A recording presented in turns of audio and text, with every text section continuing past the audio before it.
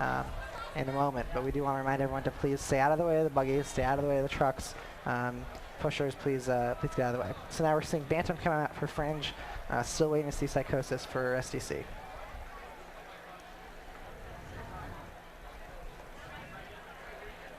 And there, Trent and George are getting ready 30 for their, seconds. 30 seconds. their rolls. With 30 seconds to go. Still no sign of Psychosis and Michelle Rebel. Although now they're coming out here to lane 1, Fringe B in lane 3. Under 30 seconds to the start of the 5th heat, the last regularly scheduled 15 heat. 15 seconds. And then we'll have a reroll. 10, 9, 8, 7, 6, 5, 4, 3, 2, 1. Ready, set. And they're off of hill 1, SDC A and Fringe B. SDC seems to be picking up the pace and taking the lead. They're now coming up to the 1-2 transition in just a few seconds. We'll get their King of the Hill times now so we can say who our current leader is. And both teams are now past. Fringe about 3 seconds behind. The Fringe pusher fell down. We want to remind everyone to please stay out of the way of the course. Stay out of the course, stay away from the trucks.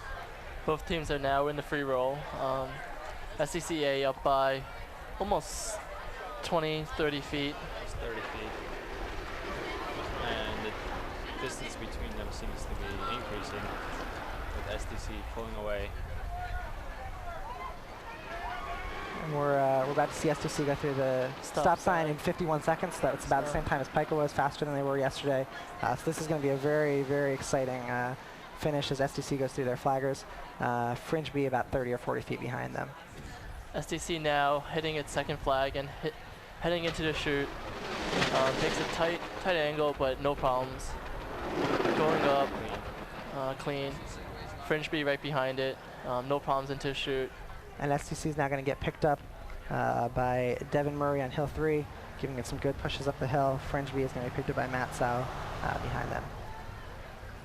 And SDC now making the 3-4 transition to Luke Benedict. Luke's going to take it up hill 4 as Matt Sau hands it over to Matt Kuhn for Fringe B. And SDC now powering up the hill. SDC A now making the transition from 4-5, so onto their last hill. The time now is 1:45 at that transition, so this is going to be a very fast time again. It's going to be very close between them and PiKA A, and we'll see what happens in just a few seconds here. So right now the time is. They're coming up now, just crossing the 2-minute mark as they approach the finish, and it's going to be it's too close to call between who will take that between PiKA and SDC, but that was a very fast time around 2:04. Fringe B coming in at about 2:13. So it's going to come down to the tenths of a second now for those teams. And we'll now go to the drop tests for SDC and Fringe B. And then we're now getting word that there is going to be a reroll of Spirit A. It's going to nope. So we're just getting word that there is no rerolls. So this will be the last. That was the last roll. So we'll see what the time comes in just a second on the A5O leaderboard as they do the drop tests now. So everyone just sort of waiting for the official time. I'm sure we're now going to see was hoping that it wouldn't be that close, but.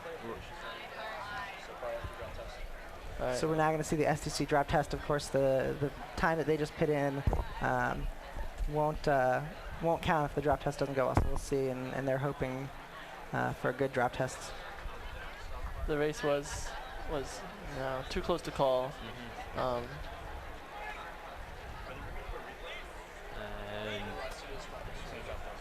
the drop test has been completed. So SDC's drop test is successfully completed. So we'll now see Fringe B's.